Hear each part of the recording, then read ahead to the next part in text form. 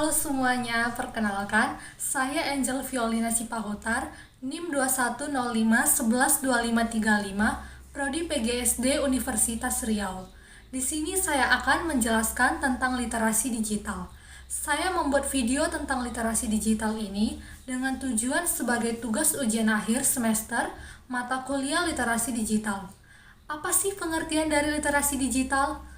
Paul Gilster mendefinisikan literasi digital sebagai kemampuan untuk memahami dan menggunakan informasi dalam berbagai bentuk dari berbagai sumber dengan sangat luas yang diakses melalui piranti komputer. Sedangkan UNESCO sendiri menguraikan bahwa literasi digital adalah kecakapan yang tidak hanya melibatkan kemampuan penggunaan perangkat teknologi, informasi, dan komunikasi, tetapi juga melibatkan kemampuan dalam pembelajaran bersosialisasi, sikap berpikir kritis, kreatif, serta inspiratif sebagai kompetisi digital.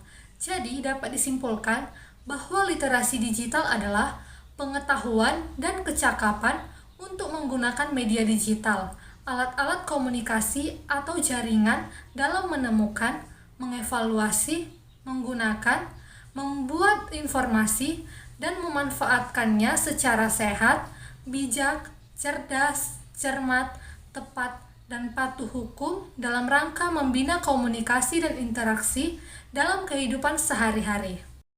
Mengapa literasi digital itu penting?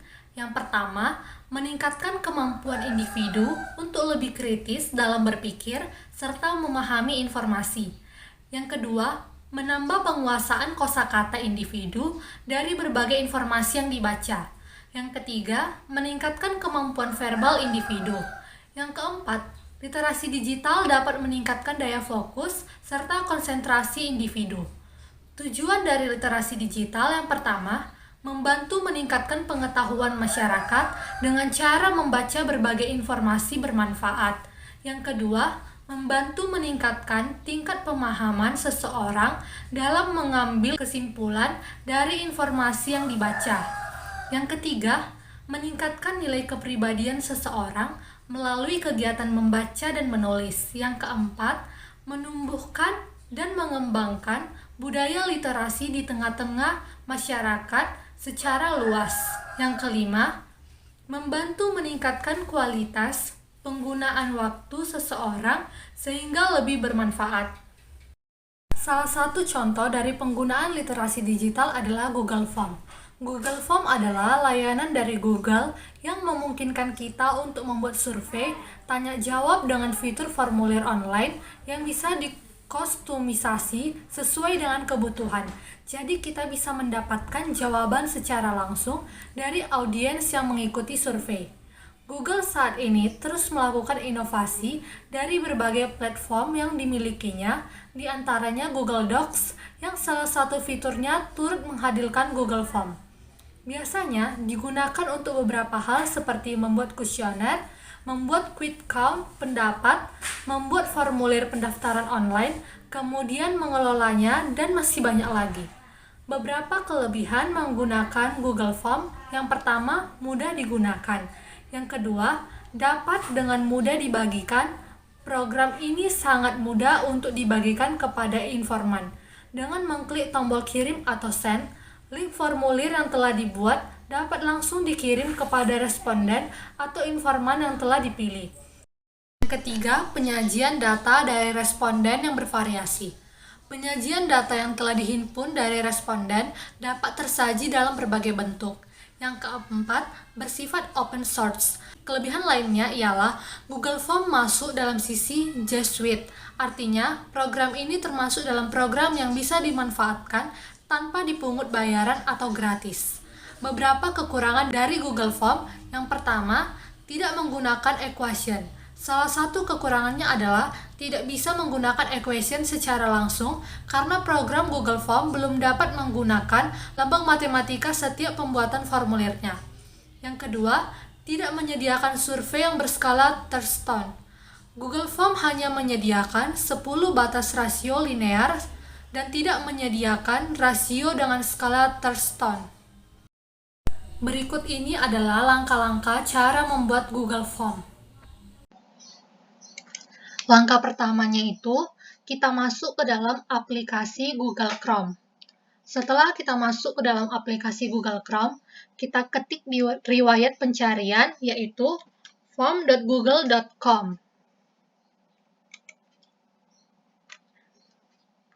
Setelah itu akan muncul tampilan seperti ini. Kemudian di bagian lingkaran di pojok kanan atas, kita pilih akun yang akan kita gunakan.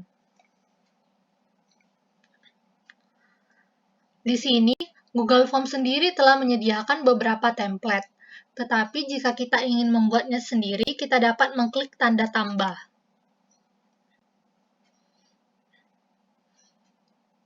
Maka akan muncul tampilannya seperti ini.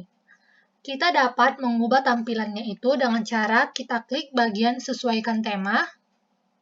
Kita pilih warna yang akan kita gunakan. Di sini kita juga dapat menambahkan background. Caranya dengan mengklik tanda pilih gambar. Kemudian kita pilih background yang akan kita gunakan. Di sini saya akan membuat background tentang kantor dan sekolah. Kita klik, kemudian kita klik sisipkan. Maka tampilannya akan muncul seperti ini. Di bagian formulir tanpa judul ini, kita dapat mengubahnya sesuai dengan keinginan kita. Di sini saya akan mengambil tentang biodata mahasiswa.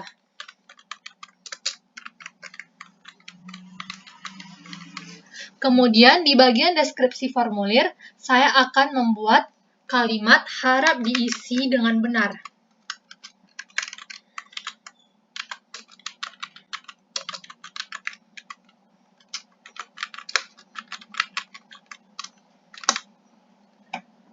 Kemudian, di pertanyaan tanpa judul ini, saya akan menggantinya dengan nama. Kemudian, kita pilih tipe jawabannya itu menjadi jawaban singkat. Di sini banyak terdapat pilihan jawabannya. Kemudian, di bagian wajib diisi ini, kita aktifkan. Kemudian, kita klik tanda tambah untuk menambah pertanyaan. Di sini saya akan membuat name. Tipe jawabannya kita pilih yang jawaban singkat, kemudian kita aktifkan kembali tanda wajib diisi. Di sini saya akan menambahkan kembali tanda tambahkan pertanyaan. Di sini saya akan mengisi prodi dan kelas.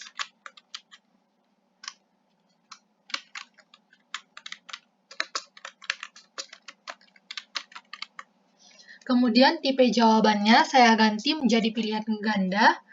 Di opsi pertama ini saya akan membuat PGSD 21C. Untuk menambahkan opsinya, kita dapat mengklik tanda tambahkan lainnya. Di sini saya akan membuat ilmu komunikasi 21B.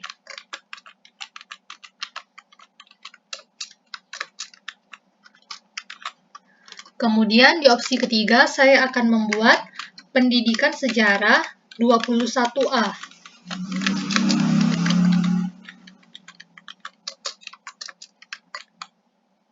Kemudian kita aktifkan kembali tanda wajib diisi.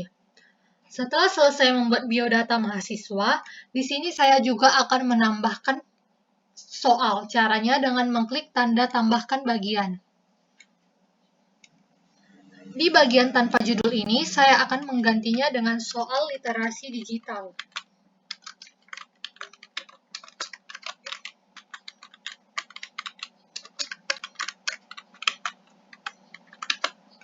Selanjutnya, di bagian deskripsi atau opsional, saya akan membuat kalimat, silahkan dijawab dengan benar dan tepat.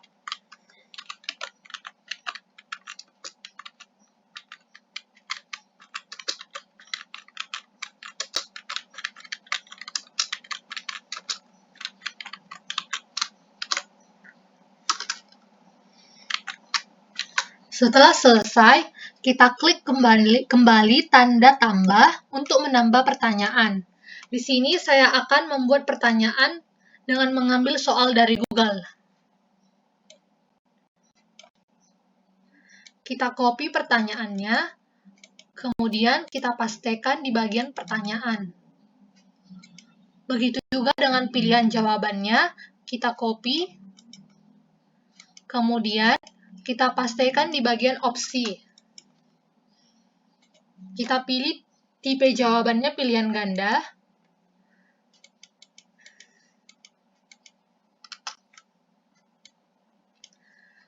Kemudian kita klik bagian wajib diisi. Selanjutnya, saya akan menambahkan satu pertanyaan lagi dengan cara mengklik tanda tambah.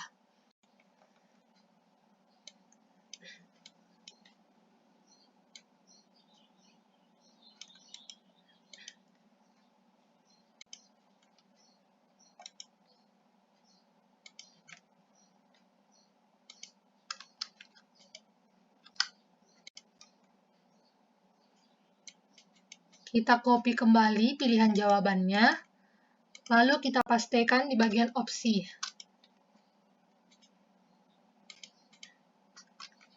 Kita aktifkan tanda wajib diisi, kemudian kita pilih tipe jawabannya pilihan ganda.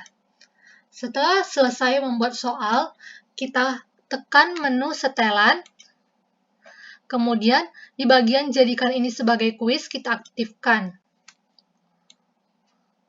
Di sini saya mengaktifkan 3 poin berikut.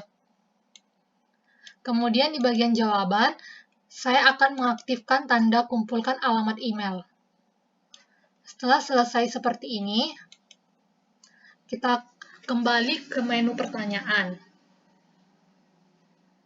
Kemudian, kita dapat mengirimnya dengan cara mengklik tanda kirim. Di sini, Google Form dapat dikirim melalui dua cara, yaitu melalui email atau melalui link. Di sini saya mengirimnya dengan melalui link. Kita perpendek linknya, kemudian kita salin. Setelah itu, kita masukkan link tadi ke dalam riwayat pencarian. Maka tampilannya akan muncul seperti ini. Di sini saya akan mengisi link tersebut.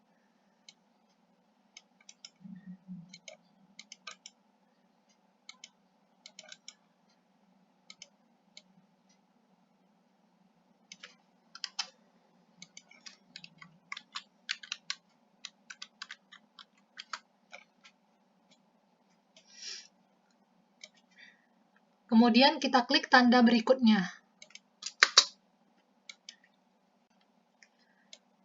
Di sini, kita jawab pertanyaan yang telah ada di dalam link.